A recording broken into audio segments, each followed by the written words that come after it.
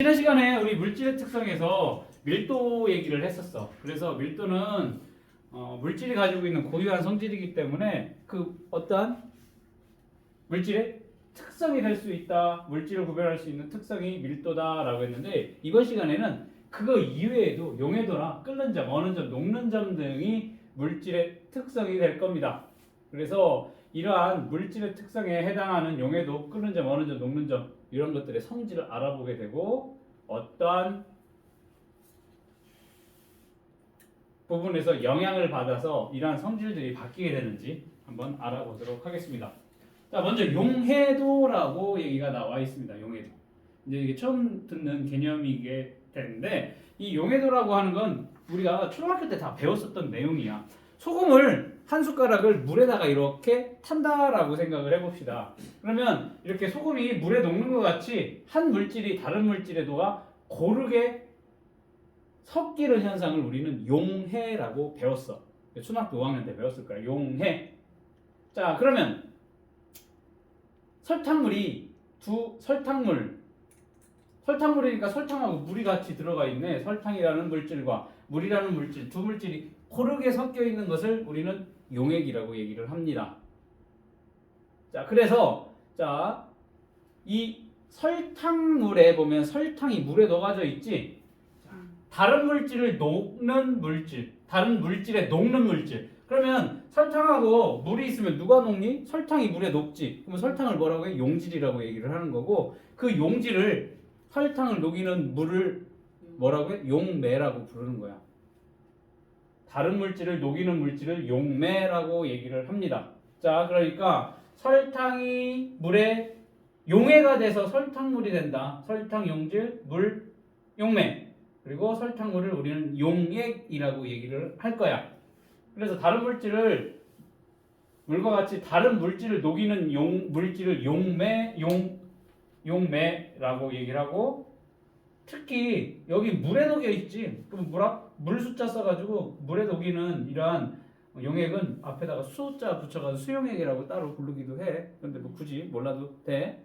수용액이 아닌 뭐 다른 용매에다 녹일 때는 수용액이라는 얘기를 안 할 건데 물에 녹이는 건 수용액이다라는 것도 그냥 그런 게 있구나라고 이해를 해두면 되겠습니다. 자, 여기 보면 용해의 원리 봅시다. 용해 한 물질이 다른 물질에 녹아 고르게 섞이는 거야. 고르게. 자, 그러면 용질이 용매에 녹을 때 용질의 입자와 용매의 입자 사이에 서로 끌어당기는 힘이 작용을 한대. 그 힘이 용질 입자 사이에 당기는 힘보다 큰 경우. 즉, 이 용매끼리 서로 잡아당기는 힘, 용질끼리 서로 잡아당기는 힘이 어떻게 돼?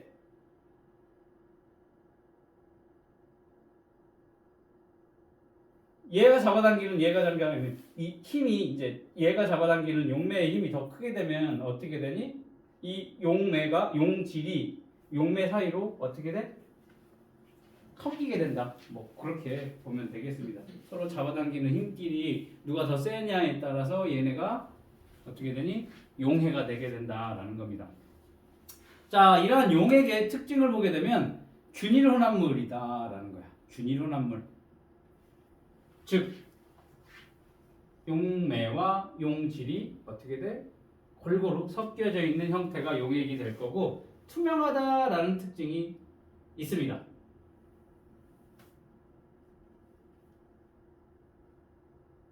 자, 이 용액 속에 녹아져 있는 용질 같은 경우에는 입자 크기가 매우 작기 때문에 잘 보이지 않아서 이렇게 투명해 대부분. 그런데 일부 용질이 원래 색깔을 가지고 있는 용질들이 있다라고 하면 색을 띌 수 있지. 메틸렌 블루처럼 원래 푸른색이 나타나는 경우 뭐 그런 것처럼 원래 용질이 좀 색을 나타내게 되면 그 용액도 어떻게 돼? 색을 나타낼 수도 있지만 대부분 투명하다라는 게 용액의 특징이 될 겁니다. 자, 용질의 입자가 보이지 않아. 쉽게 말하면 우리가 설탕 한 숟가락을 이 유리컵 물 받아놓고 이렇게 녹이면 이렇게 보라고. 그러면 어때? 용질의 입자 보이지 않아. 그리고 위층이 됐든 밑에층이 됐든 어때? 밀도가 고르다. 뭐 밑에 있다라고 해가지고 조금 더 밀도 빽빽 밀도가 크다. 위에는 조금 밀도가 작다. 아니야. 균일하게 섞여져 있는 것이 용액이 될 겁니다. 자, 그러면 설탕을 물에다 녹여놓고 거름종에 걸러봐. 걸러지는 거 없어. 걸러지는 입자가 없다.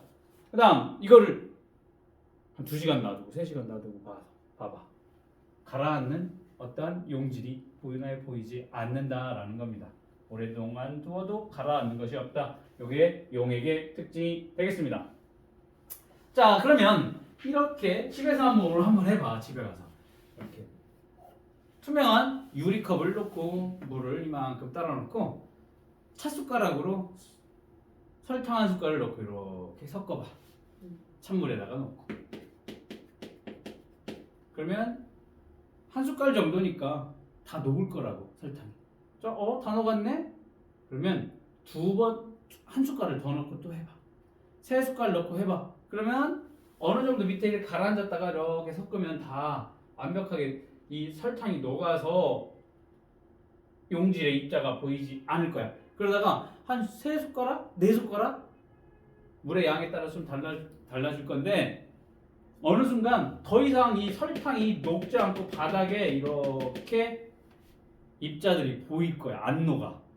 그런 상황이 생기게 된다라고 봤었을 때 일정한 온도, 뭐 찬물이라고 하면 일정한 온도에서 어떠한 온도에서 일정량의 용매에다가 물에다가 이렇게 설탕을 집어넣어서 최대로 녹아있는 상태. 자, 3숟가락 집어넣었어.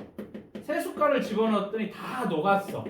그런데 4숟가락을 딱 넣으니까 더 이상 녹지 않고 일부 이렇게 생겼어. 그러면 3숟가락이 이 용질이 최대로 녹아있는 상태라고 볼 수 있겠지. 그치? 그 다음부터는 더 이상 안 녹고 밑에 이 설탕이 입자들이 보이게 된다라고 하면 3숟갈이 최대한 용질이 다 녹을 수 있는 상태, 그 상태를 우리는 뭐라고 하면 포화가 되었다라고 해서 포화 용액이라고 얘기를 할 겁니다. 자, 어떤 온도에서 일정량의 용매에 용질이 최대로 녹아있는 용액, 즉 아까 실험으로 이건 조금 비유를 하자면 3숟가락을 설탕을 녹였더니 다 녹였어. 4숟가락부터는 더 이상 안 녹더라. 그러면 3숟가락 넣었을 때가 뭐야? 포화 상태가 된 용액이다 라고 해서 포화 용액이 될 겁니다.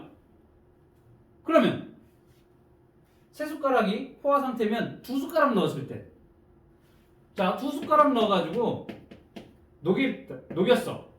그런데 여기다가 아까 보니까 3숟가락부터는 더 이상 안 녹잖아. 3숟가락 이후부터는. 그러면 2숟가락이면 1숟가락 정도 더 녹여도 되지.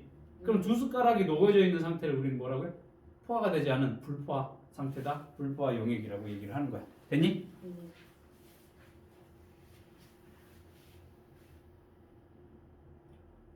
과포화도 있어. 자, 지금 찬물에서 3숟가락 녹이니까 포화 상태가 됐어. 더 이상 용질이 녹지 않을 만큼 최대한 녹아져 있는 상태가 됐다라고 할 거야. 3숟가락. 그런데 4숟가락을 녹이고 싶어. 더 이상 안 녹는다며. 그러면 얘를 끓여. 온도를 지금 찬물이니까 끓일 거야. 가열을 해서 온도를 높여주면 3숟가락이 최대한 녹을 수 있는 포화 상태인데 4숟갈 녹일 수가 있어. 온도를 높여주면. 그러면 원래는 3숟갈밖에 못 넣는데 온도 높여가지고 4숟가락 녹아져 있네? 원래 포화 상태보다 더 많이 용질이 녹아져 있는 상태. 뭐야? 과포화 상태라고 얘기를 하는 거야. 됐어? 포화, 용질이 용매에 최대한 녹을 수 있는 만큼의 상태, 포화 상태. 그거보다 덜 녹아져 있어, 용질이. 그러면 불포화. 그거보다 더 많이, 포화 상태보다 더 많이 녹아져 있어, 용질이. 그러면 과포화라고 얘기를 한다.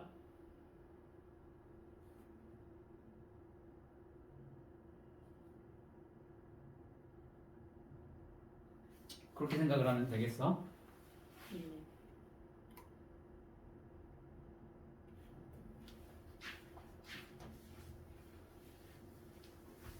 자, 용액의 농도 봅시다. 우리가 농도라고 얘기를 하는 거, 농도. 자, 이따가 동생이랑 한번 해봐. 누나랑 셋이 놓고, 자, 우리 오늘 농도에 대해서 배웠어 하면서 컵에다가 물을 이만큼씩 따라 놓고 소금을 여기는 한 숟가락, 여기는 두 숟가락, 세 숟가락 섞어. 그러고서 호경이랑 너랑 동생이랑 한 잔씩 마시는 거야. 그러면 어떻게 해서 세 숟가락 먹으면 어우 짜 하겠지. 두 숟가락은 얘보다는 좀 덜 짜겠고 한 숟가락 집어넣으면 아우 짜. 두 숟가락 아우 짜. 세 번째 세 숟가락 넣으면 아우 짜 그럴 거 아니야. 왜 그래? 농도 여기에 숟가락 저기 소금을 한 스푼, 두 스푼, 세 스푼 넣었어. 용액의 진하기가 다르다라는 거지. 이렇게 용액에 녹아있는 용질의 양이 한 숟가락이냐, 두 숟가락이냐, 세 숟가락이냐 그 양에 따라서 용액의 진하기가 달라지겠지. 그걸 우리는 뭐라고 해? 농도라고 얘기를 할 겁니다. 그러면 이 상태 세계에서 농도가 누가 제일 높아? 이렇게 세 숟가락 집어넣는 게 농도가 높다라고 얘기를 할 겁니다. 그래서 우리가 일상적으로 사용하는 농도의 단위는 퍼센트 농도를 많이 사용을 할 건데 퍼센트 농도 같은 경우는 용액의 100g 속에 용질의 g수를 100번율로 나타난 것을 우리는 퍼센트 농도라고 얘기를 합니다. 자, 그래서 용액의 질량분의 용질의 질량 곱하기 100을 해준 게 퍼센트 농도야. 자, 용액은 뭐니? 용매하고 용질이 같이 섞여져 있는 거지. 그러니까 예를 들어서 여기 물 70g에다가 소금 30g을 집어넣었다라고 하면 얘가 몇 퍼센트인가요? 라고 하면 자, 용액. 자, 여기 섞으면 용매 70, 용질 30. 그러니까 70 더하기 30. 그리고 뭐니? 용질의 질량 30이 되겠지. 그거 곱하기 100이 될 거니까. 100분의 30 곱하기 100이니까 얼마냐? 30%. 이런 식으로 퍼센트 농도를 구하게 되는데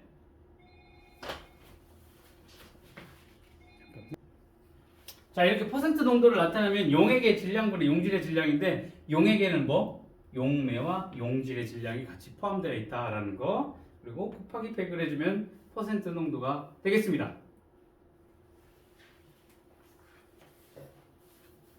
자, 묽은 용액과 진한 용액 차이가 뭐니? 용질의 입자수가 더 많다. 적다 묽은 용액. 용질의 입자수가 더 많다. 용질의 입자수가 얘보다 진한 용액이 더 많다. 그러면 이런 용액의 농도에 따라 색도 달라지게 될 거야. 색. 농도가 진한 게 색이 더 진하게 나타날 거고 집에 가서 해봐. 맛이 어떻겠어? 맛도 달라지겠지. 세 숟가락 넣은 애는 분명히 털지도 몰라. 뭐 그렇게 생각을 하면 될 거고. 그러면 지난 시간에 배웠던 이런 밀도도 달라지게 돼. 용액의 진하기에 따라서. 그 다음에 끓는 점도 달라지게 된다라는 거야. 끓는 점도. 소금물 한 숟가락 집어넣은 그러면 안 되겠지만 라면 끓일 때 소금 한 숟가락 집어넣어서 물을 끓인다고 생각을 하고 소금 두 숟가락 집어넣은 걸 끓인다고 생각을 하면 농도가 달라지게 되면 끓는 점 온도도 달라지게 된다라는 거. 뭐 그런 것도 생각을 하면 좀 이해하기가 쉬울 거고.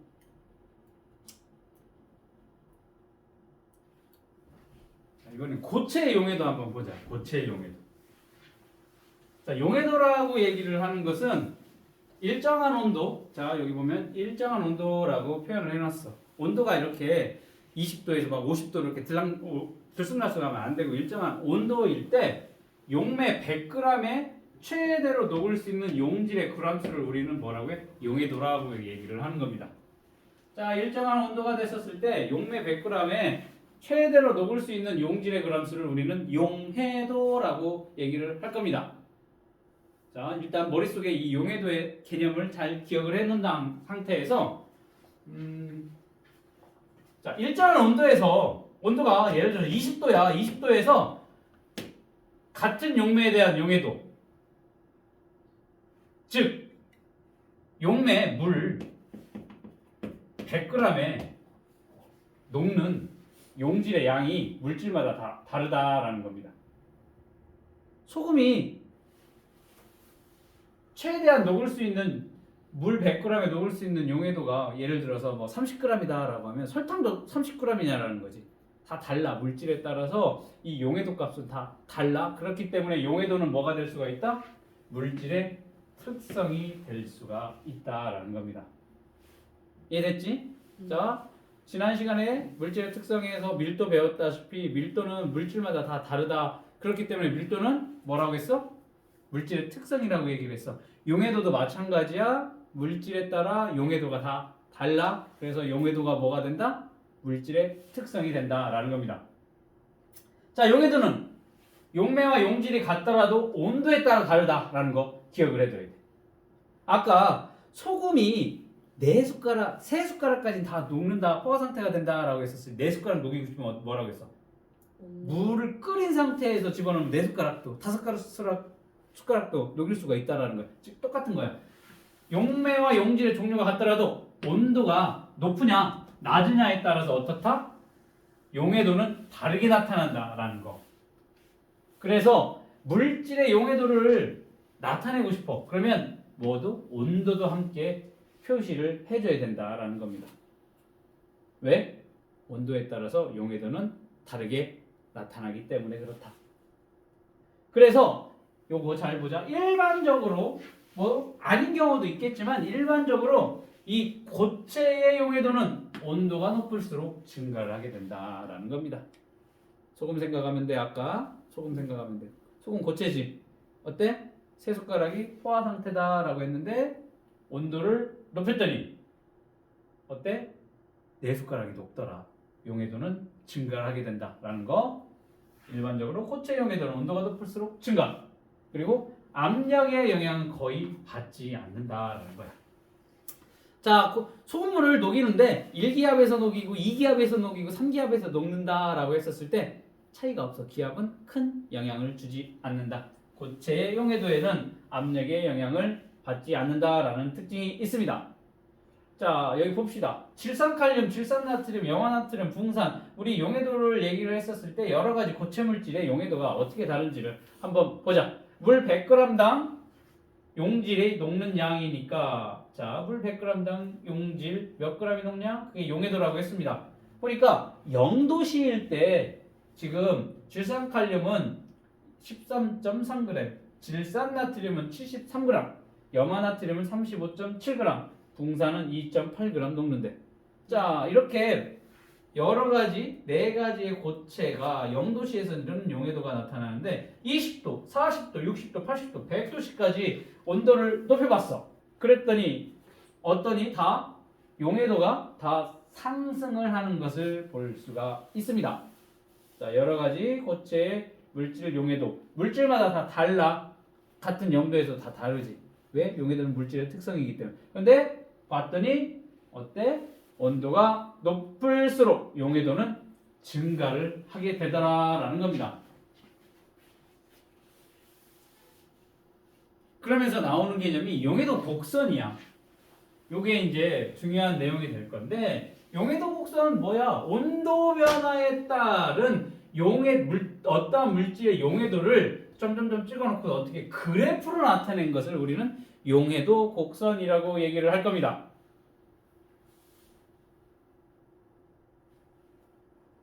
자, 용해도 곡선상 보통 이런 식으로 나타나. 여기 가로축이 뭐니? 온도를 나타내고, 자, 여기 원점이 있을 거고, 세로축은 용해도 그램 퍼 물 100g 이렇게 표시를 해놨어. 온도 도시. 자, 이래놓고 전형적인 용해도 곡선 다 이렇게 돼. 이렇게 올라가든, 이렇게 올라가든, 이렇게 올라가든, 기울기가 다 다르게, 아니면 아주 완만하게 이런 식으로 전형적인 용해도 곡선은 이쪽으로 이렇게 올라간다라고 보면 될 거야. 가로쪽 온도, 세로쪽 용해도라고 했을 때 이런 식으로 나타나는 게 전형적인 용해도 곡선이 될 건데 여기에서 용해도 곡선 그래프를 봤었을 때 여기 봐. 그래프가 이렇게 있지. 그래프가 이렇게 있었을 때 요 곡선 위에 위치를 할 때 포화 상태야. 자, 어디가 됐든 온도가 뭐 어디가 됐든 이 곡선 위에 여기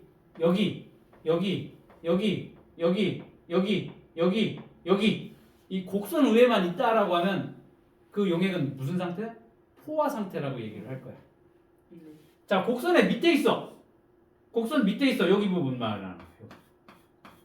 이 부분은 과포화 상태다. 그리고 여기 용해도 곡선 위쪽 참 밑에가 불포화, 위에가 과포화 상태다. 용해도 곡선보다 위에 있으면 과포화, 용해도 곡선보다 밑에 있으면 불포화. 용해도 곡선 위에 존재를 한다? 포화 상태가 된다. 라는 거 이거 꼭 기억을 해둬야 되겠습니다. 자, 그러면 여기 예를 들어서 여기 보니까 질산나트륨과 빨간색은 질산칼륨, 황산그린 파란색 염화나트륨 이런 용해도 곡선을 나타낸다라고 했었을 때 여기 60도 한번 봅시다. 60도씨에서 물 100g의 질산칼륨 어디있니? 쭉 올라가. 쭉 올라가서 지금 질산칼륨이 빨간색이잖아. 봐봐. 쭉 올라가면 60도씨에서 질산칼륨의 용해도는 얼마니? 110g 녹을 수 있다라는 거야. 110g이 녹으면 뭐가 돼? 포화 상태가 된다라는 거지. 그러면 예를 들어서 60도씨에서 물 100g에 질산칼륨 40g이 녹인 수용액은 자, 그러면 어디게? 40g이니까 여기쯤 되겠지.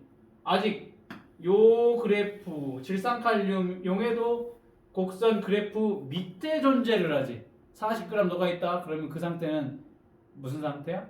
불포화 상태다라는 걸 알 수가 있습니다. 불포화 용액이다. 됐니?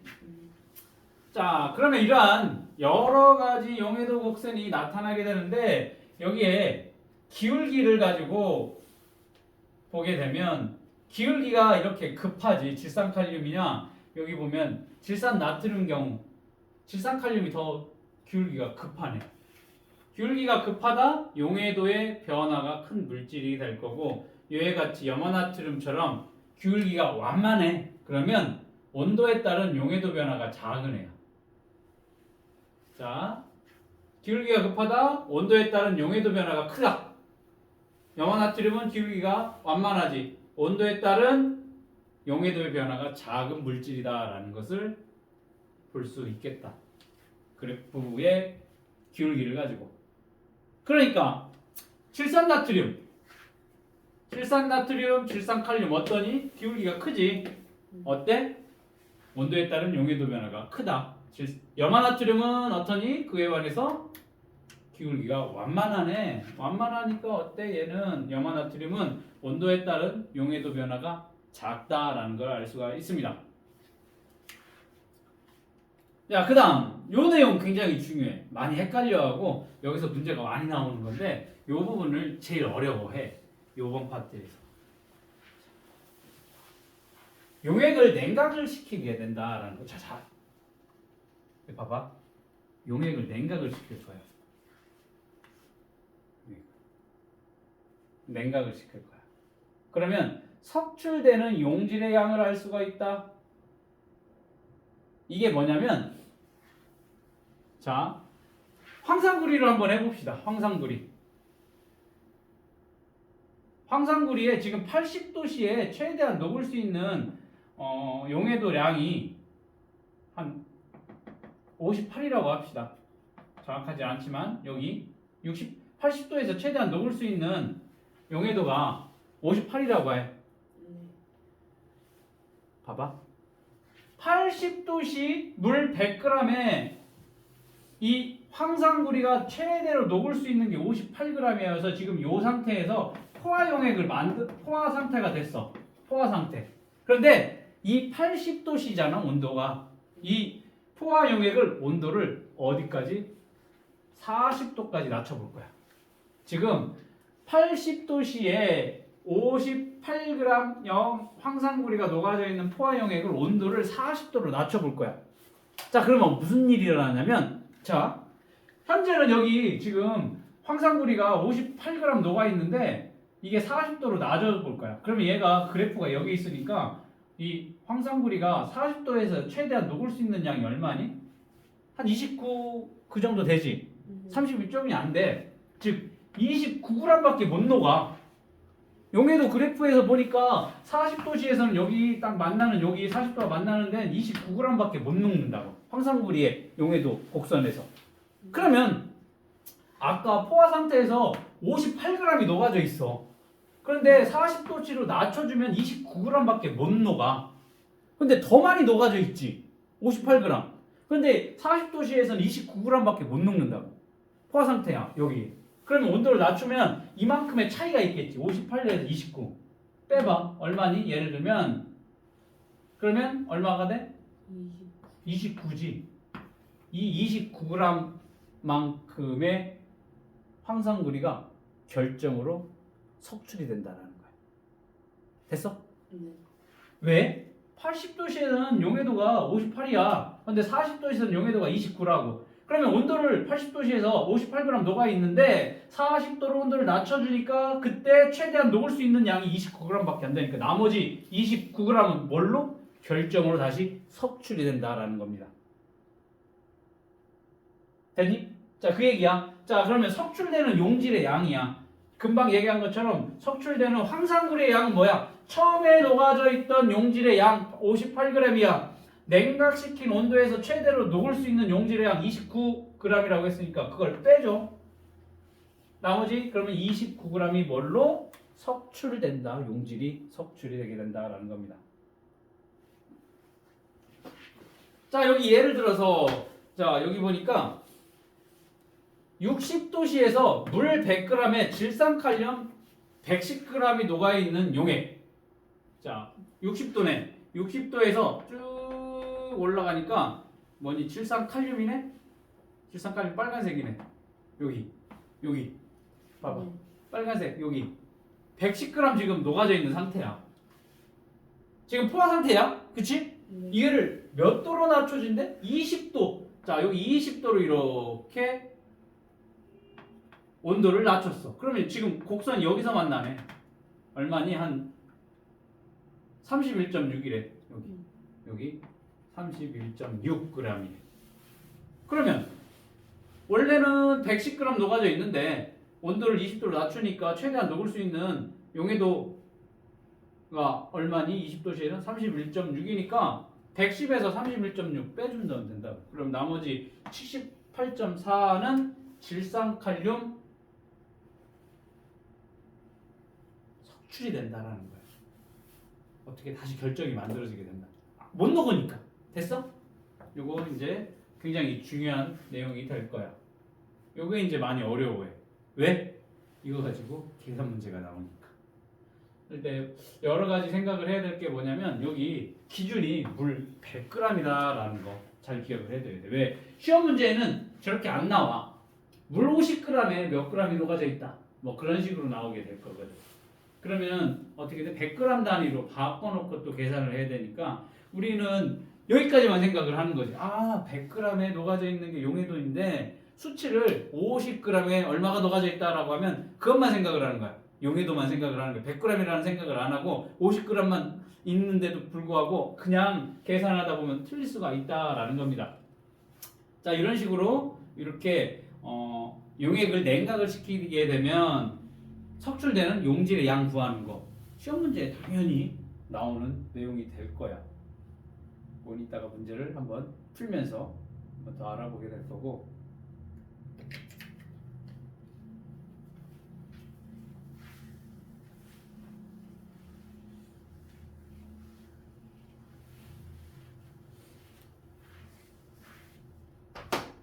자, 용해도 곡선을 이용을 하는 방법 한번 알아보도록 하겠습니다. 자, 여기 용액을 가열해서 포화 용액을 만든다라고 하면 아까 보니까 온도가 높을수록 용해도는 증가를 한다라고 했으니까 이 용액을 가열을 할 거야. 그러면 용해도는 어떻게 돼? 증가하여서 녹을 수 있는 용질의 양이 증가함으로 용질을 더 녹여야 한다라는 겁니다. 자, 예를 들어 가지고 여기 20도씨에 물 100g에 질산칼륨이 31.6g 녹아있는 용액을 60도씨의 포화 용액으로 만들고 싶어. 60도씨의 포화 용액. 자, 그러면 60도씨에서는 지금 보니까 용해도 곡선에 60도에 만나는 게 얼마니? 110이네. 60도씨로 온도를 높이게 되면 질산칼륨의 용해도는 110이니까 얼마가 더 녹을 수 있어? 110에서 31.6 빼면 78.4g이 더 녹을 수가 있다라는 거지. 맞니? 자, 현재 20도일 때 질산칼륨이 포화용액이다라고 하면 최대 31.6g이 녹아져 있는 상태입니다. 그런데 여기에서 가열을 해서 온도를 60도까지 올렸습니다. 그러면 얼마나 더 질산칼륨을 녹을 수 있겠냐?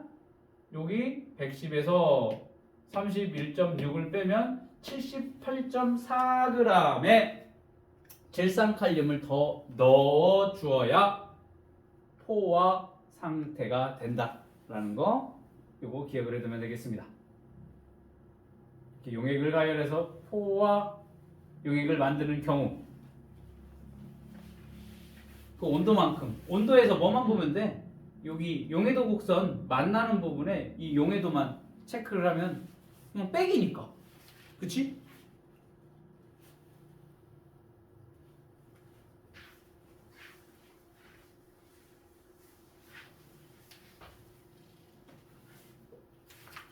그 다음으로 용해도 곡선을 이용하는 것 또 하나가 뭐였냐면 용액을 냉각시켜 용지를 석취하는 경우가 있네. 용지를 석취. 자 보니까 어떠니 온도가 낮아지면 낮아질수록 용해도 양이 점점 줄어드는 걸 볼 수가 있습니다. 용액을 냉각시키면 용해도가 감소해서 녹을 수 있는 용질의 양이 줄어들기 때문에 그만큼의 용질이 뭘로? 결정으로 석출이 된다라는 겁니다. 자, 60도씨의 물 100g에 질산나트륨이 124g 녹아져 있는 용액. 여기가 되겠네. 지금 포화 상태지. 용해도 곡선 위에 있으니까. 얘를 20도씨로 냉각을 해서 볼 거야. 자, 20도씨로 냉각을 하면 질산나트륨의 20도씨에서의 용해도는 88g이야.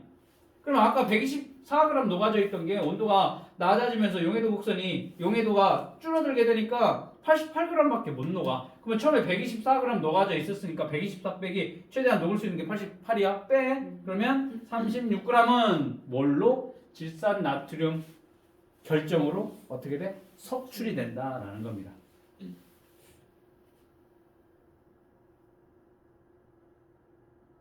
자, 이런 식으로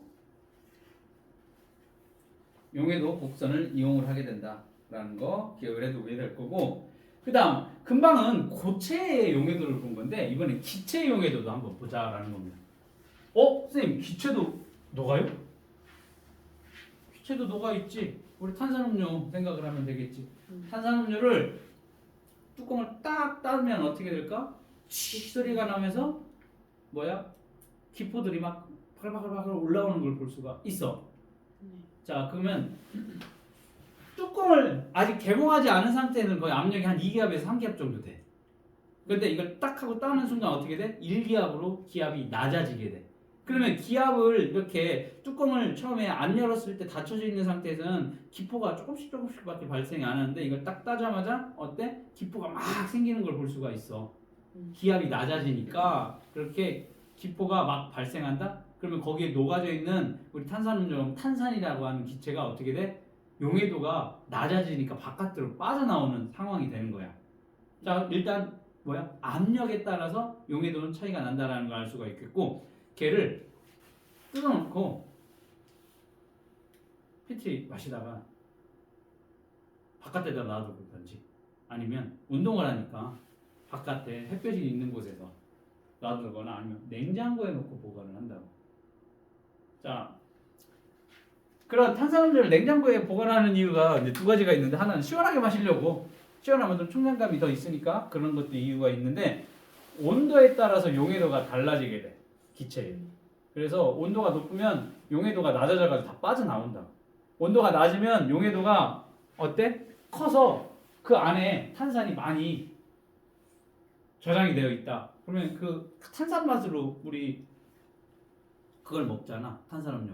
그걸 생각을 하면 온도에 영향을 받을 수 있고 압력에 영향을 받을 수 있는데 실제로 그런지 한번 보자. 자, 기체의 용해도 한번 봅시다. 기체의 용해도.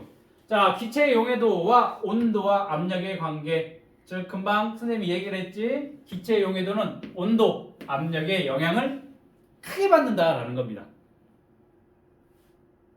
아까 고체의 용해도는 온도의 영향을 받는다라고 했고 압력의 영향을 받지 않는다라고 했는데 이 기체의 용해도는 온도의 영향을 받기도 하고 압력의 영향을 크게 받는다. 그렇기 때문에 온도도 같이 표시를 해줘야 되고 압력도 함께 표시를 해줘야 되겠다. 기체의 용해도를 나타낼 때는 온도와 압력, 고체의 용해도를 나타낼 때는 뭐만? 온도만 나타나게 된다. 압력은 큰 영향을 받지 않기 때문에. 자, 한번 봅시다. 자, 기체의 용해도는 온도가 높을수록 감소한다. 온도가 낮을수록 증가한다라는 겁니다. 아까 사이다를 어디다 보관을 해야 된다? 냉장 보관을 해야 된다고. 그걸 바깥에 상온에 햇볕이 비치는 곳에 놔두게 되면 자, 온도가 높다. 바깥쪽에 놔뒀다. 감소해, 용해도가. 감소를 하니까 이렇게 사이다를 한 잔씩 따라 놓고 햇볕이 있는 곳에다 놓고 하나는 이렇게 그늘에다 놓고 이렇게 관찰을 해보면 이 햇볕은 직접 받으면 온도가 높아지겠지. 그러면 이 온도에 따라서 용해도가 감소를 하니까 이 안에 있는 탄산들이 바깥쪽으로 많이 이렇게 뽀글뽀글 올라오는 게 보일 거고 그늘에다 놔둔 건 그거보다는 조금 덜 혹은 냉장고에 있으면 더 적게. 근데 냉장고는 문이 대부분 불투명하니까 투명한 것도 일부 있지만 볼 수가 없으니까 사이다를 똑같은 잔에 따라 놓고 하는 여기 햇볕이 되는 걸 하는 그늘에 놓고 관찰하면 바로 확연하게 나타나게 될 거예요. 햇볕을 받는 곳에서 기포가 많이 발생한다. 왜? 용해도가 낮아지기 때문에 그 사이다에 녹아져 있는 탄산들이 용해도가 감소하니까 바깥으로 빠져나오는 거야. 이해됐니? 자, 이렇게 기체 용해도는 온도가 높다? 용해도는 감소를 하게 돼. 온도가 낮다? 용해도는 증가를 하게 된다. 왜 그러냐면 온도가 높아진다라고 하면 용해에 녹아있는 기체의 입자 운동이 활발하게 될 거야. 활발한다. 그럼 지금 높은 온도에서는 이 안에 입자들이 막 기체가 막 얘보다는 훨씬 막 움직이고 있을 거다. 그러니까 기체 운동이 입자 운동이 활발해져? 그럼 이 용매에서 쉽게 떨어진다라는 거야. 쉽게 떨어지니까 바깥으로 더 많이 빠져나오게 된다. 이번에는 압력하고 기체의 용해도 한번 봅시다. 자, 압력이 높아. 그러면 기체의 용해도도 높아지게 된다. 그에 반해서 기체의 용해도는 압력이 낮아. 그러면 용해도도 감소를 하게 된다라는 겁니다.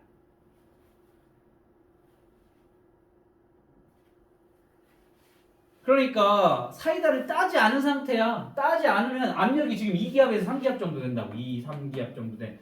그러니까 기압이 높지. 그러니까 용해도가 커. 그러니까 이 안에 많이 뭐가 있어?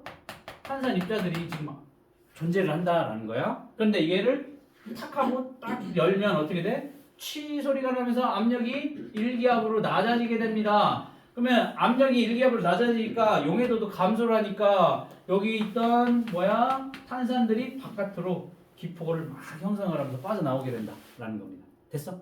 요거 잘 기억을 해둬야 돼. 그런데 이 용해도는 물질의 특성이니까 모든 물질마다 어떻게 되겠어? 용해도가 다 다르겠지. 그러니까 여기 암모니아나 염화수소나 이산화황 같은 이러한 기체들은 물에 잘 녹아. 물에 잘 녹아. 염화수소가 뭐니?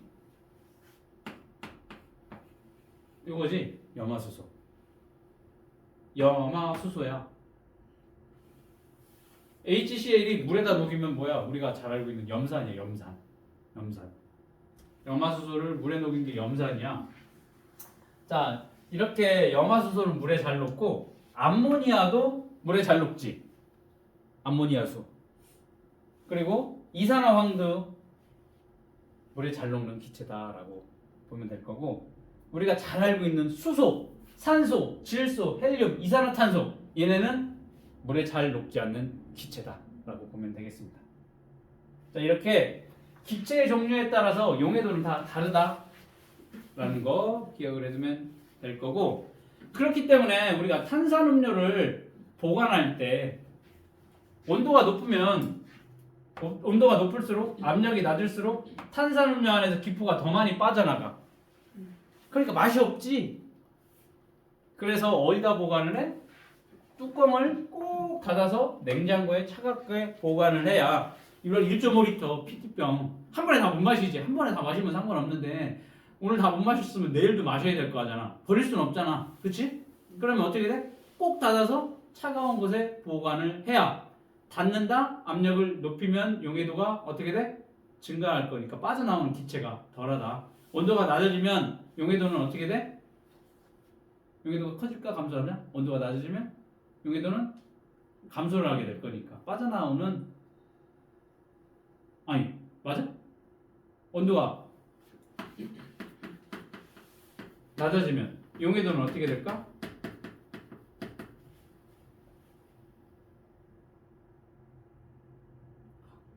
감소? 용해도가 감소하면 온도가 낮아지면 기포가 많이 생겨야 되는데 용해도가 증가를 한다. 그러니까 그 사이다 안에 탄산들이 많이 녹아져 있다. 온도가 낮으면. 온도가 높아지면 용해도가 감소를 하니까 빠져나온다고. 그러니까 찜찜해진다고. 맛이 없어. 그냥 설탕물 같은 거지. 자, 그래서 탄산음료를 보관하는 방법도 왜 뚜껑을 꼭 닫아서 냉장고에 보관하냐? 용해도를 생각하면 되겠다. 거기에 이제 과학적인 방법, 용해도, 온도에 따라서 용해도가 달라지게 될 거고 압력에 따라서 용해도가 달라지게 된다라는 거 보면서 여기 왼쪽에 요거까지 자 온도와 압력에 따른 기체의 용해도 곡선이야. 자 온도가 높아지면 용해도를 어떻게 되냐 감소한다고 했어. 왜냐면 이거 봐봐 온도와 용해도 보자. 그러면 이런 곡선이야. 온도가 높아질수록 어때 용해도는 점점 작아져. 온도가 낮아지면 용해도는 커지게 된다. 자 반면에 압력이 커진다. 용해도는 같이 이런 식으로 커지게 되는 이런 곡선. 이것도 기억을 해두면 좋겠다라는 겁니다. 네, 이걸 말로 설명을 하느냐 아니면 저런 식으로 그래프로 기억을 하고 있느냐 둘 다 왔다 갔다 할 수 있어야 된다. 근데 대부분에 이렇게 얘기를 하면 어려워하지. 근데 알아. 머릿속에는 자 온도가 낮으면 용해도가 높아요. 온도가 높아지면 용해도가 작아져요. 기압이 높으면 용해도가 커집니다. 기압이 낮으면 용해도가 작아집니다는 걸 알아. 근데 이렇게 그래프로 제공을 하면 어라? 어렵네? 이게 뭔 얘기야? 그래프인데? 난 그래프 잘 모르는데? 라고 어려워서 해석을 제대로 못하고 문제를 틀리는 경우가 굉장히 많다. 이렇게 설명을 하는 것보다 그래프 하나로 보는 게 훨씬 편하잖아. 맞아? 그러니까 이렇게 요 내용하고 서로 같은 내용이지. 그치? 그게 서로 왔다 갔다 할 수 있어야 된다라는 겁니다.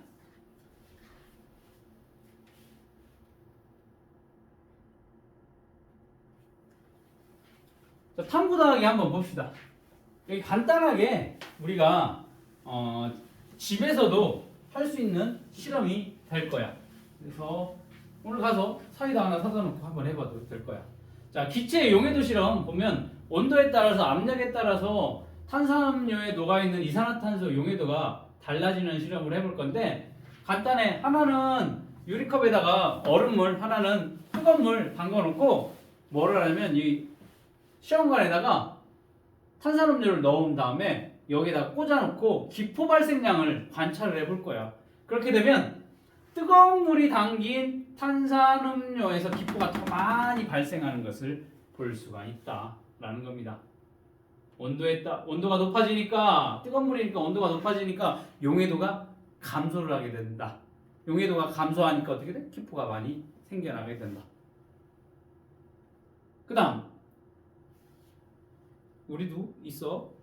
이 감압용기야. 여기가 밀폐를 시켜놓고 얘로 계속 이 안에 뭐를 빼는 거야?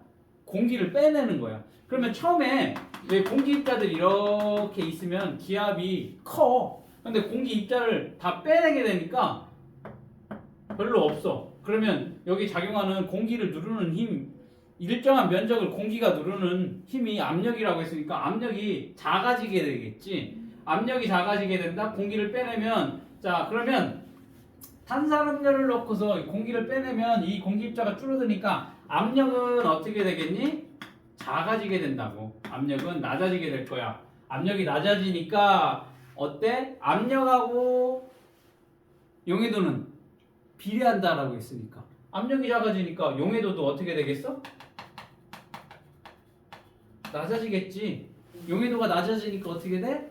기포가 막 발생을 한다라는 거.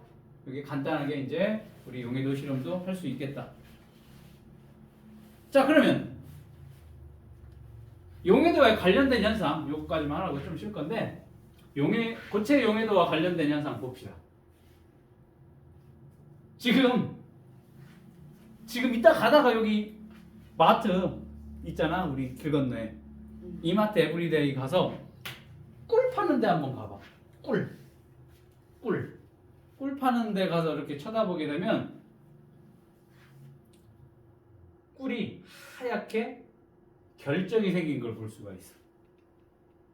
왜 그러냐면 이 추운 겨울날 지금 좀 날씨가 좀 추우니까 꿀을 밖에 두거나 냉장고에 보관하면 꿀 속에 있는 포도당이라고 하는 이러한 물질이 용해도가 감소가 될 거라고. 왜? 온도가 낮아지니까 용해도도 어떻게 돼? 감소를 하게 되는 거야. 그러면 그 꿀 속에 이제 포도당이 어떻게 돼? 용해도가 감소가 되니까 뭘로가 되는 거야? 결정이 생기게 된다라는 겁니다. 그래서 온도에 따라서 이렇게 꿀이 하얗게 결정이 생겨. 이게 뭐야? 고체 용해도라는 거야. 고체 용해도. 그 다음 염전에서 바닷물을 가둬둘 거야. 자 이러한 커다란 논의 공간에다가 물을 갖다 이렇게 바닷물을 부어놓고서 계속 밀어 햇볕에다 노출을 해놓으면 어떻게 되겠어? 물은 증발하겠지. 그러면 소금은 그대로 남아있게 될 거야. 물은 계속 증발해. 그러면 바닷물 속에 녹을 수 있는 소금의 양을 제외하고 용해도 이상의 소금이 어떻게 돼? 결정으로 섭취해. 더 이상 뭐 소금을 넣은 건 아니지만 용매의 양이 점점 줄어들게 되니까 어떻게 되겠어? 용해도 이상의 소금인 결정으로 섭취이 된다. 이것도 우리 소금 만드는 것도 고체 용해도와 관련된 현상이다라고 보면 되겠습니다. 여기 사해 같은 경우 이스라엘하고 요르단에 걸쳐 있는 호수인데 이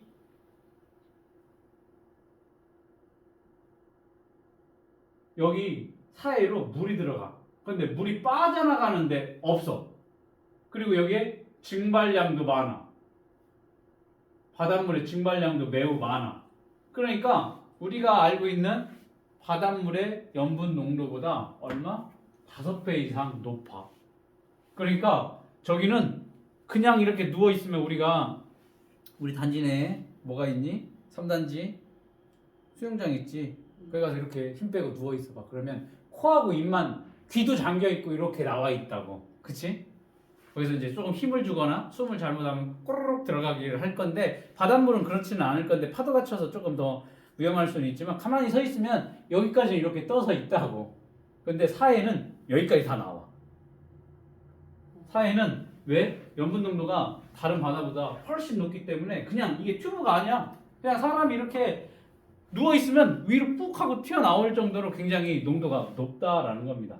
그래서 사람이 수영을 하지 않아도 물 위에 떠 있을 수 있지. 그리고 중간중간에 막 소금 결정이 기둥처럼 만들어지기도 한다라는 겁니다.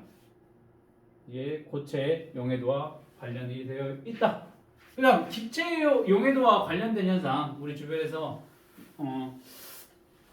한여름 같은 때, 자 우리 3단지는 잘 안 하는 것 같은데 6단지 같은 경우에 보면 비단잉어 풀어놨어. 거기에 3단지는 안 하더라고.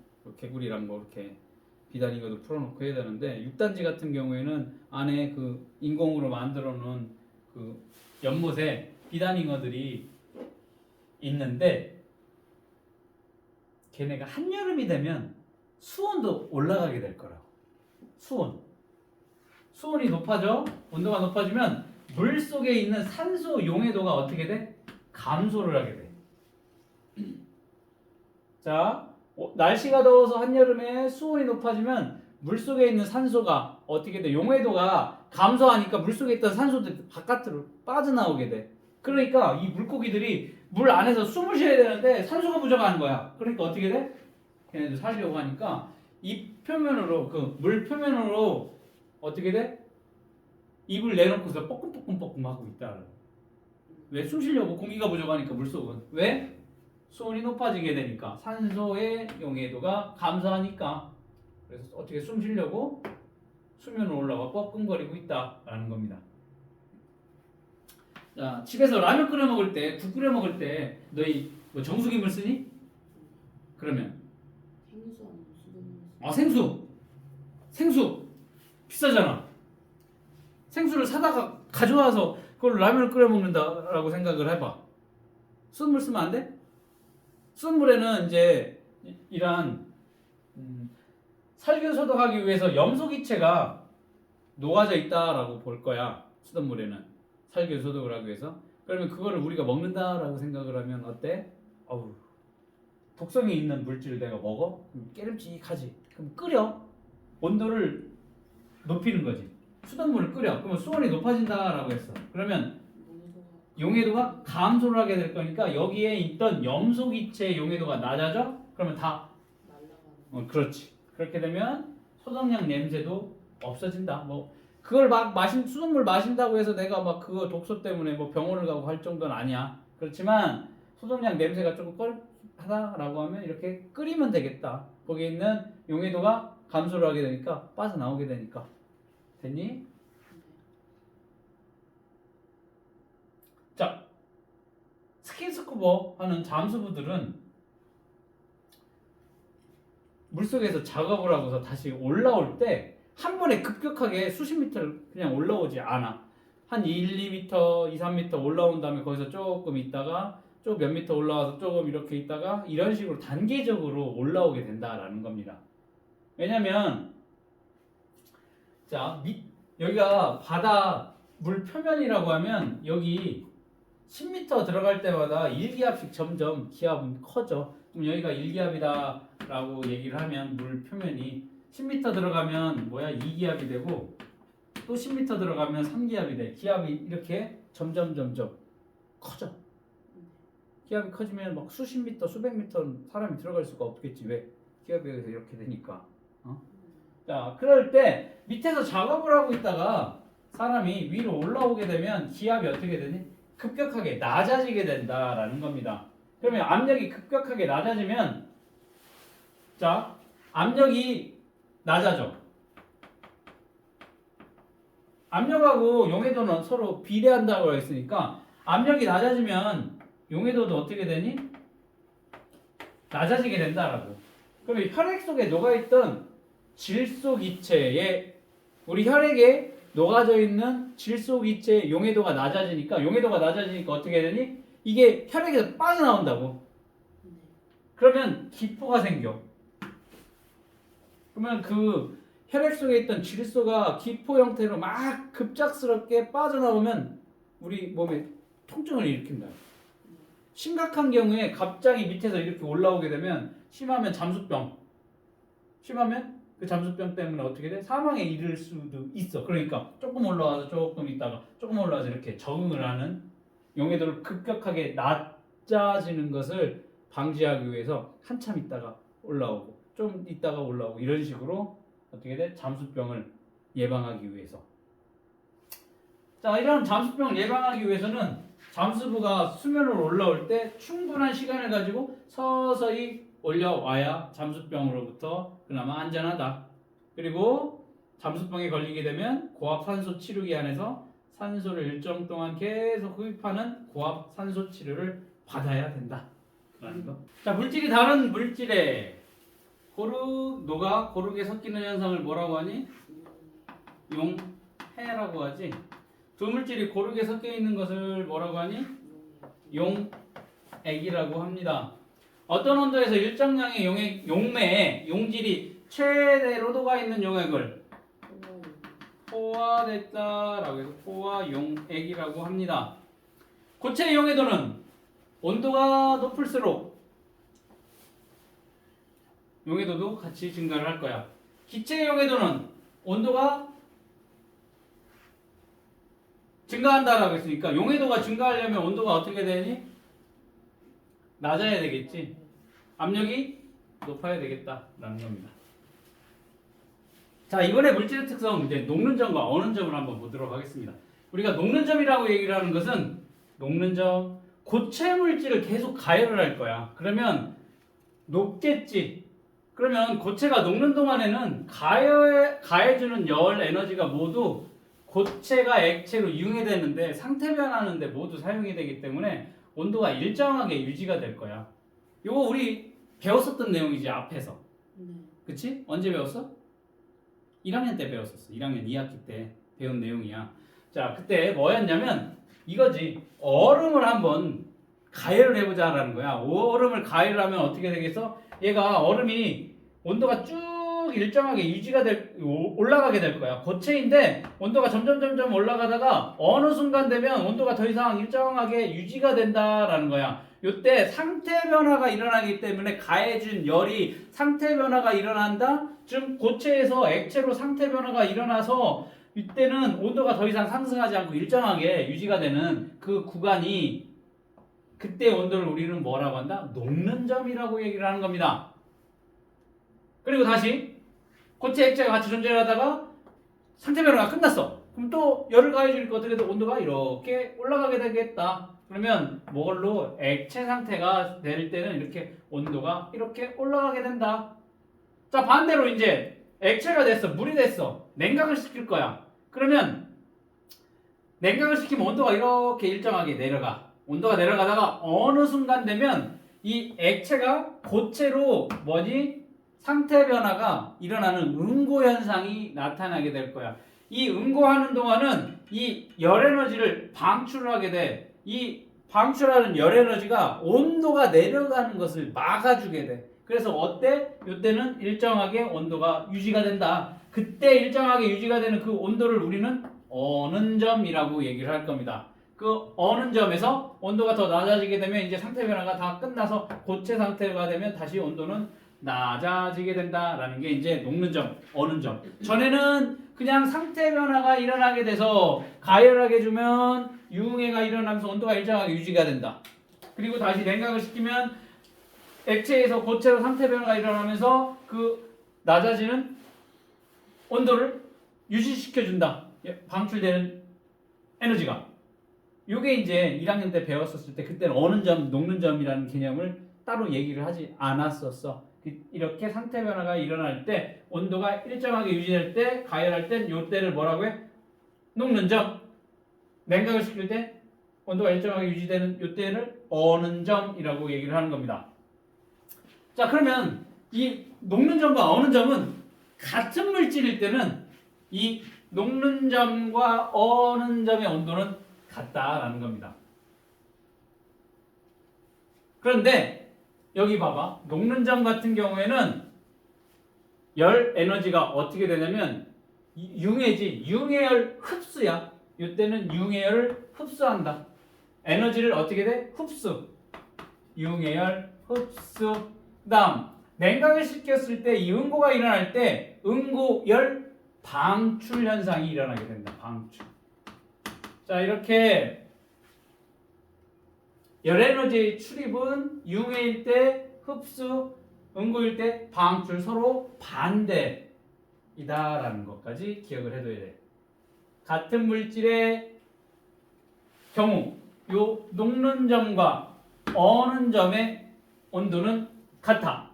그렇지만 어때? 열 에너지 출입은 서로 반대로 나타나게 된다. 자, 얼음의 녹는 점 몇 도? 0도야. 물의 어는 점 몇 도? 0도가 되겠다. 그러면 우리가 순물질 같은 경우에는 물질의 양이나 가열 세기에 관계없이 녹는 점과 어는 점은 일정하다라는 겁니다. 물질의 양이나 가열 세기에 관계없이.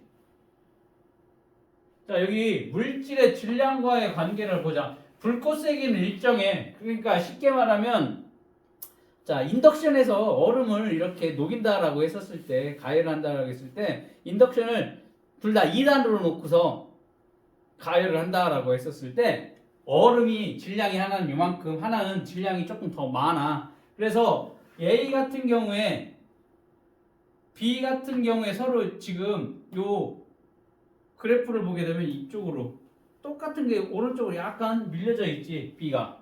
이게 왜 이런 차이가 나느냐? 같은 물질인데 불꽃 세기는 일정한데 질량이 B가 더 크기 때문에 요 그래프가 오른쪽으로 이렇게 이동한 형태로 나타나게 된다. 그러니까 같은 물질이기 때문에 결국에는 질량이 많으나 적으나 똑같은 녹는 점, 어느 점은 일정해, 온도는 일정해. 다만 시간이 조금 더 걸릴 뿐이야, 질량 차이에 의해서. 됐니? 그러면 이렇게 되면 누가 더? B의 질량이 더 크다라는 거. 자, 이번에는 불꽃 세기와의 관계야. 질량은 똑같아.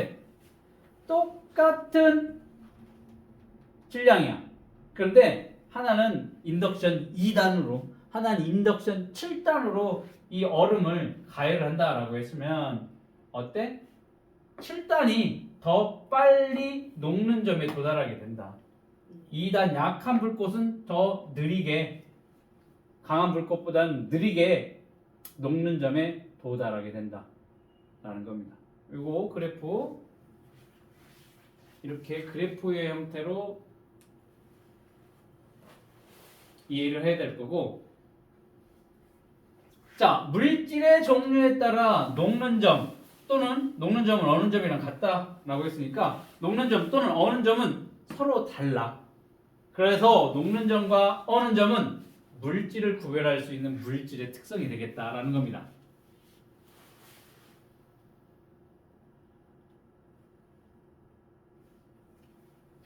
볼까? 기체. 산소 녹는 점 어느 점 같아? 마이너스 219도요. 질소는 마이너스 210도야. 에탄올의 녹는 점 어느 점? 마이너스 114. 물은, 얼음은 녹는 점 어느 점? 0도씨가 될 거야. 납은 327.5도야. 염화나트륨은 802도야. 그 다음 철은 1538도가 녹는 점이야.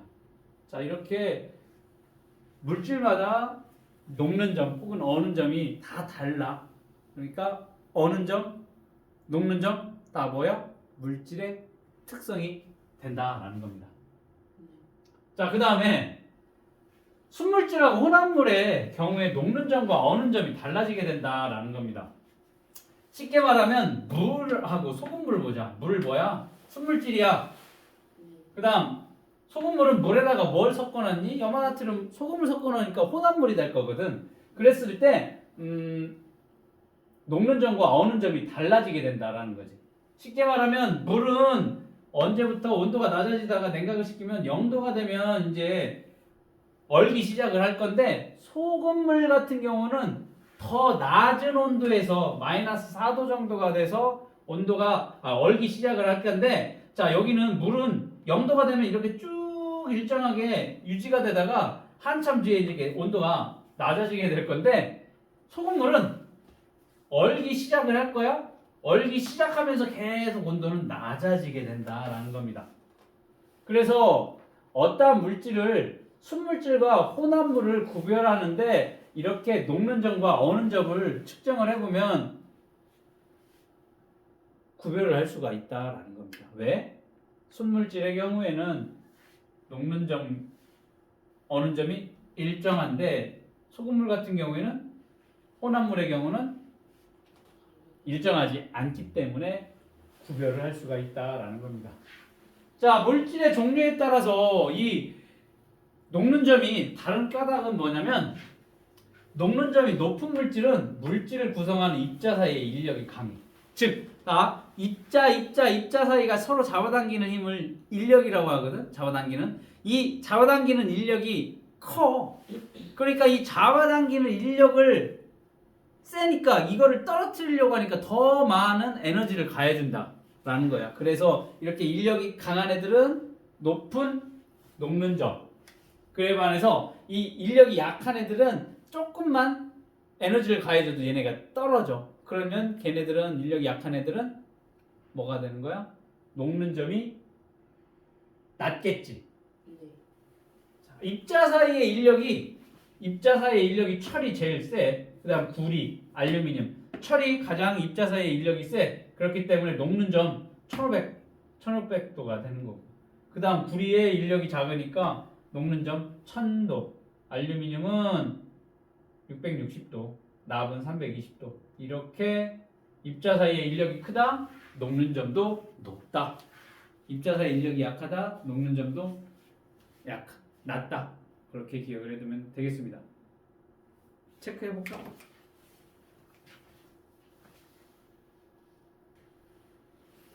자, 고체 물질이 녹는 동안 온도가 일정하게 유지되는데 이때 온도를 뭐라고 해? 녹는 점.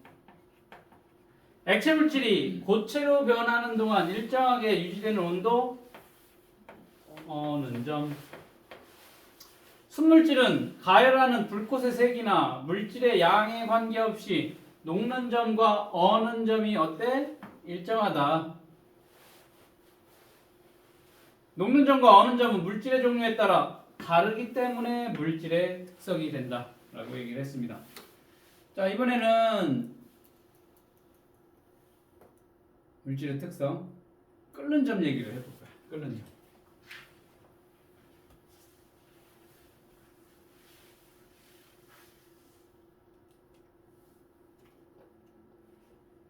라면을 끓인다라고 해볼 거야. 라면 물을 끓이려고 하면 자, 열을 가해주게 되니까 에너지를 가해해 줄 거니까 온도가 이렇게 증가를 할 거야. 그러면 온도가 올라가다가 어느 순간 더 이상 온도가 일정하게 유지가 되는 구간이 나타나야 될 거야. 그러면 그때 가해주는 열 에너지가 액체에서 기체로 상태 변화가 일어나는 기화 현상 이 일어나는 상태 변화의 모든 에너지가 사용이 되기 때문에 이때는 뭐가? 온도 변화가 없이 일정하게 유지가 된다.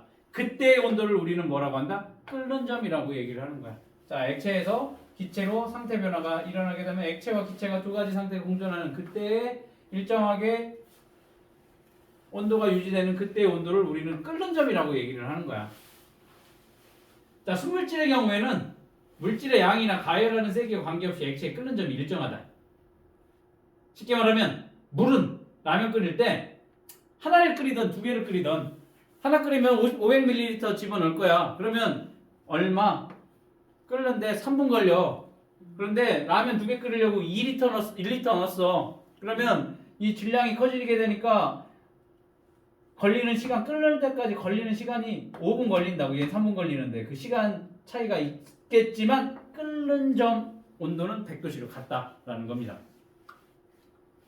불꽃 세기가 일정하다라고 했었을 때 물질의 질량이 많으면 어떻다? 끓는 점에 도달하는 시간이 조금 더 걸린다. 그렇지만 끓는 점은 물질의 양이 라면 한 개 끓일 때나 두 개 끓일 때 똑같이 100도씨에서 끓는다라는 거. 자, 이번에는 불꽃 세기의 관계. 질량이 일정해. 자, 라면을 하나 끓이려고 500ml 물을 집어넣고 인덕션 3단에 끓이고 9단에서 끓인다라고 했었을 때 9단에 끓일 때 얼마? 2분 만에 끓여.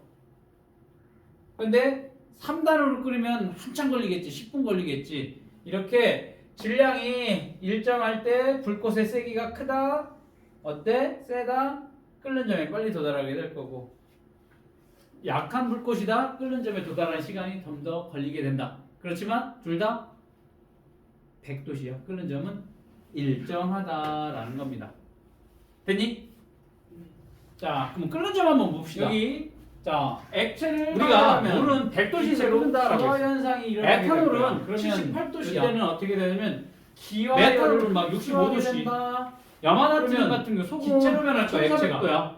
기화율 지금 2800도에서 기체로 변하기 때문에 끌어. 열 에너지를 계속 암모니아는 가해주면서 마이너스 온도는 올라가지 않고 일정하게 3도에서 된다. 끌어. 얘기가 나왔고 질소는 에탄올의 양과 끓는 점 보자.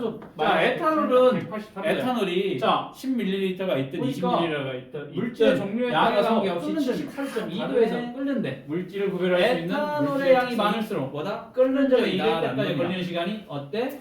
그러면 30m, 왜 물질의 종류에 따라서 에탄올을 끓는 끓이게 점이 되면 나타나느냐? 걸리는 시간이 라는 거지. 뭐 예를 들어서 마찬가지로 하면 물질을 구성하는 20 입자 사이의 ml 인력의 에탄올을 세기가 끓이다라고 하면 걸리는 시간이 달라. 더 그래서 더 인력의 늘어나게 세기가 된다. 약하면 걸리는 시간이 끓는 점이 낮아. 그렇지만 인력의 상관없이 세기가 크다? 그럼 얘를 78.2 끓이려면 더 많은 에너지를 끓는다. 줘야 되니까 라는 어떻게 거. 돼? 끓는 점이 높아지게 된다라는 겁니다. 자료 더하기 봅시다. 자, 입자 사이의 인력이 약한 물질 봅시다. 얘야.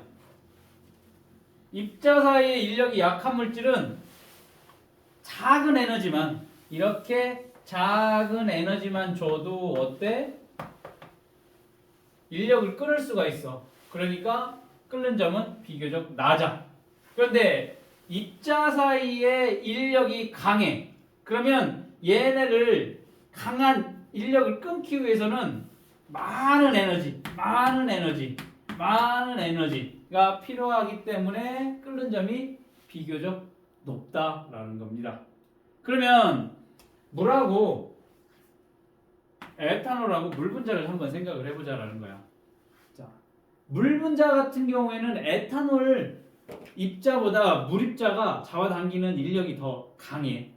그에 반해서 에탄올 입자는 서로 잡아당기는 인력이 물보다는 약해. 그러니까 물을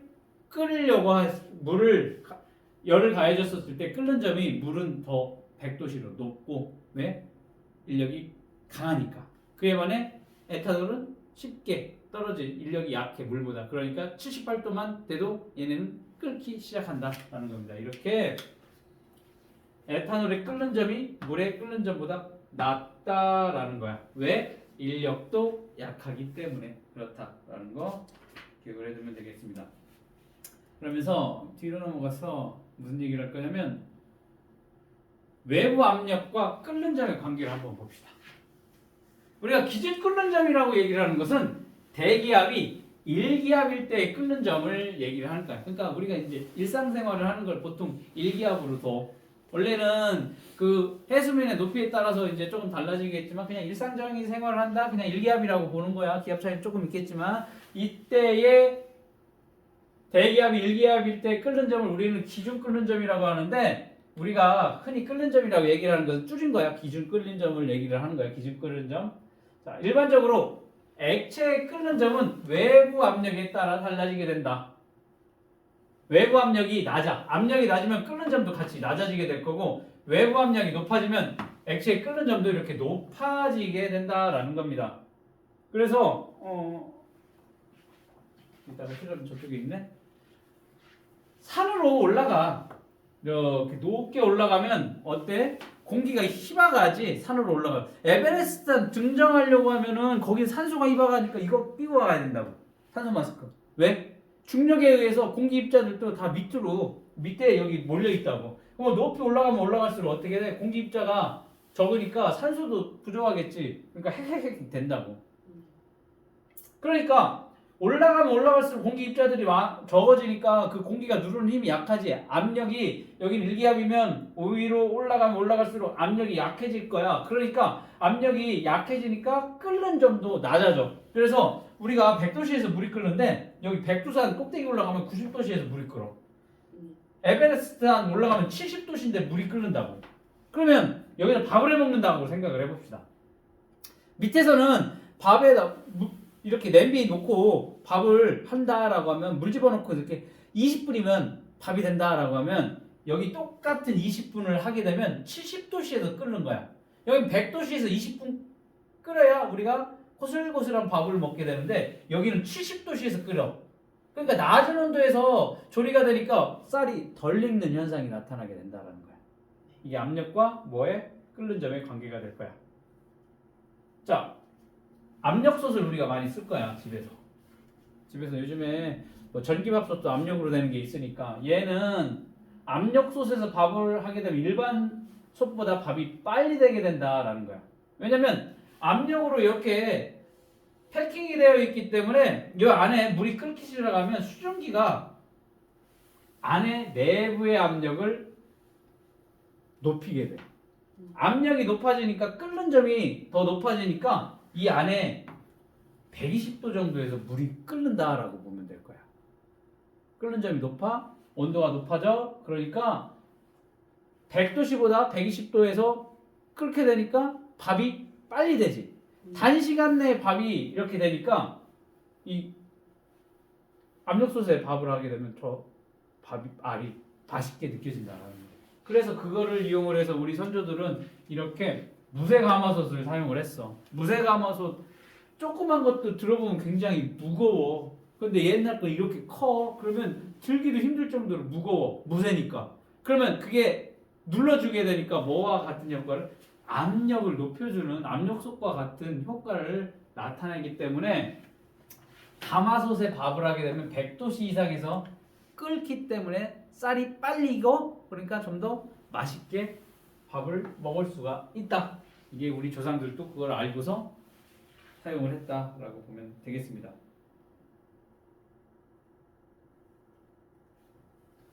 우리 학원에도 감압용기가 있잖아. 감압용기에다가 80도씨 정도의 물을 집어넣을 거야. 아까 얘기를 했었던 그 공기를 빼내는 장치 있었지. 감압 장치에다가 물 80도씨 넣어놓고 공기를 계속 뺄 거야. 그러면 어떻게 돼? 압력이 낮아지겠지. 그러면 80도씨에 이렇게 감압용기에 넣고 공기를 계속 빨아내면 이게 85도씨야. 여기가 공기를 빨아내니까 어떻게 돼? 압력은 계속 낮아지겠지. 그러면 끓는 점이 낮아져. 그러면 갑자기 85도씨인데 얘가 콱 하면서 끓는 현상이 나타나게 될 거야. 나중에 오늘은 시간이 없으니까 다음 시간쯤 한번 해보자. 똑같은 거야. 주사기 안에 뜨거운 물을 집어넣고서 여기 피스톤을 밀어서 공기를 빼낸 후에 여기 막아. 그리고 얘를 이렇게 쭉 잡아당길 거야. 그러면 여기에 압력이 낮아지게 될 거야. 그러면 여기 물이 끓기 시작해. 100도가 안 됐는데도 끓는 현상 같은 거야. 둥근 플라스크 안에다가 물을 집어넣고 가열을 할 거야. 아직 뚜껑을 덮지 않았어. 그 다음에 물을 반쯤 넣고서 끓여. 그 다음에 입구를 이렇게 밀봉을 할 거야. 밀봉을 하고서 거꾸로 세워. 그 다음 거기에다가 찬물을 붓을 거야. 그럼 플라스크가 차가워지겠지. 그러면 아까 막 끓으면 이 안에 뭐가 있었어? 수증기가 있을 거라고. 수증기가 이제 찬물을 붓게 되면 그 수증기가 뭐 어떻게 되냐면 물방울로 액화가 될 거야. 그러면 수증기가 이렇게 꽉 차 있던 게 액화가 되면 어떻게 되겠어? 압력이 낮아지겠지. 압력이 낮아지게 되니까 어떻게 되겠어? 여기는 압력이 낮아지면 끓는 점도 낮아지게 될 거니까 이 100도씨 이하인데도 물이 막 보글보글 끓는 현상이 나타나게 된다라는 겁니다. 이렇게 100도씨 이하에서 물을 끓일 수가 있다라는 겁니다. 자, 이런 끓는 점을 그러면 우리 일상생활에서는 어떻게 이용할 거냐라는 건데, 일반적으로 100도씨 이하에서 익는 재료, 식재료 같은 경우는 끓는 물에서 조리를 할 거야. 근데 100도씨보다도 높은 온도에서 익는 식재료 같은 경우는 끓는 점이 100도씨보다 높은 식용유를 사용해서 조리를 하게 된다라는 겁니다.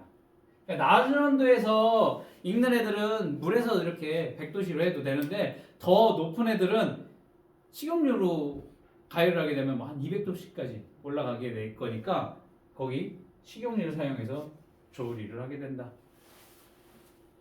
자, 질소의 끓는 점은 마이너스 196도면 끓기 시작을 하는 거야. 질소. 그래서 끓는 점이 굉장히 낮지. 그러면 얘를 액화시킨 액화질소 같은 경우에는 기화열 때 기화열을 흡수를 해. 주위의 온도를 뺏어가게 돼. 그러니까 어떠한 냉각제로 쓰이게 된다라는 거지. 액체 질소를 갖다가 이렇게 한 사발 떠가지고 식물에다 갖다 집어넣게 되면 바로 순간적으로 얼어버려. 순간적으로. 그냥 순식간이야. 부으면 그냥 바로 그냥 부어놓은 상태에서 그냥 잎을 집어넣으면 상추 같은 거 바로 그냥 얼어버려. 그럼 그거 이제 부숴가지고 거기 안에 이제 뭐 DNA 뽑고 RNA 뽑고 그런 실험들 많이 한다고. 그러니까 맨손으로 잡으면 어떻게 되겠어? 손도 얼어버리겠지. 실온에 존재하는 물질의 상태 봅시다.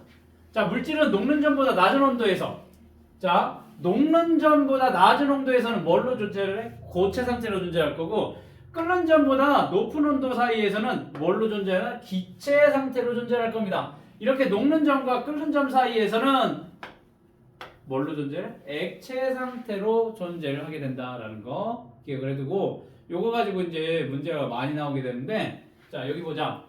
물질의 끓는 점하고 녹는 점을 실온하고 물의 실제 온도하고 비교를 하면 그 물질이 실온에서 어떤 상태인지를 알 수가 있다라는 겁니다. 자, 실온보다 녹는 점, 끓는 점, 즉 녹는 점, 끓는 점보다 실온이 더 낮다라고 하면 실온에서의 뭐가 돼? 고체 상태가 된다라는 겁니다. 철, 알루미늄, 양초, 플라스틱 같은 경우에, 자, 실온에 녹는 점하고 끓는 점 사이의 실온에, 그러면 그때는 뭐야? 액체 상태야. 뭐니? 물, 에탄올, 메탄올, 수은, 아세트산 등. 자, 녹는 점과 끓는 점이 실온보다도 낮아. 그럼 얘네는 뭘로 되어 있어? 기체 상태로 존재를 한다는 거야, 실온에. 그러니까 산소, 이산화탄소, 질소, 헬륨 등은 지금 이 상태에서는 뭘로 되어 있는 거야? 기체 상태로 되어 있는 거고, 얘네는 액체 상태로 있는 거고, 얘네는 고체 상태로 실온에 존재를 하고 있다라는 겁니다. 수은아, 수은 같은 경우, 수은 같은 경우에는 은색의 금속인데, 얘 녹는 점이 마이너스 39도야. 그러면 실온보다도 낮지. 실온보다도 녹는 점이 낮다라고 하면 어떻게 돼? 실온에서 무슨 상태로 있니?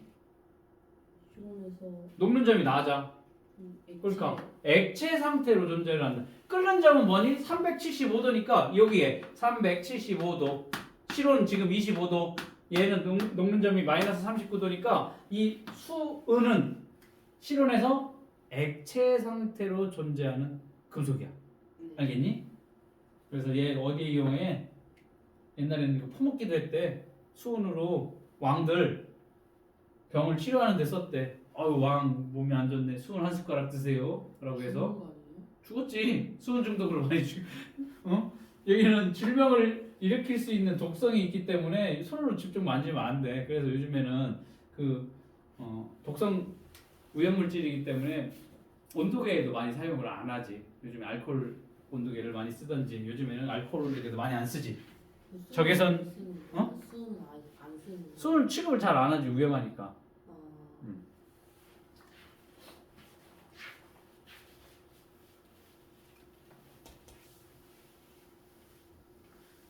자, 순물질과 혼합물의 끓는 점 봅시다. 끓는 점은 순물질에서는 일정하다고, 이렇게 일정해, 물의 경우. 그런데 소금물의 경우에는 혼합물 같은 경우에는 끓는 점이 일정하지가 않고 점점 이렇게 올라간다라고 해서 혼합물하고 순물질을 구별하는데 이 끓는 점을 이용할 수가 있다라는 겁니다. 그래서 소금물은 물보다 높은 온도에서 끓기 시작하고 끓는 점도 일정하지 않고 일정하게 이렇게 올라가게 된다라는 겁니다. 왜 그러냐면 소금물의 농도가 올라가게 된다라면 소금 입자들이 물이 기화하는 것을 방해하기 때문에 더 많은 열 에너지를 얻어야 기화할 수 있으니까 어때? 온도가 점점 끓는 점이 높아지게 된다라는 거예요. 그래서 이걸 이용을 해서 라면을 끓일 때, 자, 라면 끓일 때 뭐부터 집어넣어? 스프부터 넣어? 면부터 넣어? 스프요. 물부터 넣어야지. 맞아? 그러니까 스프부터 넣어, 면부터 넣어 하면 둘 중에 하나 골라야 되는데 물부터 넣어? 그건 아니지. 자, 물을 넣고서 끓일 때, 라면 끓일 때 스프를 먼저 넣으라고. 스프를 넣게 되면 농도가 높아지게 되니까 뭐가 돼? 혼합물이 될 거니까 0.5도. 끓는 점이 더 높아지게 된다고. 100도보다 높은 온도에서 끓는다고. 면 같은 경우에는 온도에 되게 민감하지. 시간에 참 끓는 시간이 길어지면 불어. 맛이 없지. 순간적으로 빠른 시간 내에 끓여야 되기 때문에 어디다 끓이는 게 좋다고 했어? 양은 냄비에, 열전도율이 높은 양은 냄비에 끓이는 게 좋다라고 했지. 기억나지? 뚝배기에 끓이면 어떻게 돼? 열전도율이 낮으니까 어때? 한참 끓여야 되니까 면이 불어서 맛이가 없다고. 뚝뚝뚝 끓인다고 했지. 마찬가지로 라면을 끓일 때 어떻게 돼? 수프 먼저 넣어서 끓이게 되면 끓는 점이 높아지게 되니까 빠른 시간 내에 조리를 할 수가 있어서 더 맛있는 라면을 먹을 수가 있다 라는 것도 다 뭐와? 순물질과 혼합물의 끓는 점 차이를 이용한 과학이야. 라면 하나를 끓여 먹어도 그 과학적인 내용. 자, 여기 소금물에 끓는 점, 녹는 어느 점 나와 있네. 소금물이 끓을 때 물이 기화하여 농도가 점점 높아져 끓는 점이 점점 높아지게 될 거고, 냉각을 하면 농도가 높아져서 어느 점은 점점 낮아지게 된다라는 게 있고, 체크해보. 자, 응? 체크.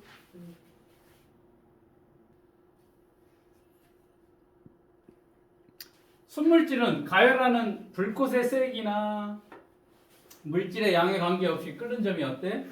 일정하지. 네. 물질의 특성이 되겠다. 외부 압력이 높아지면 끓는 점은 어떻게 되니? 높아요.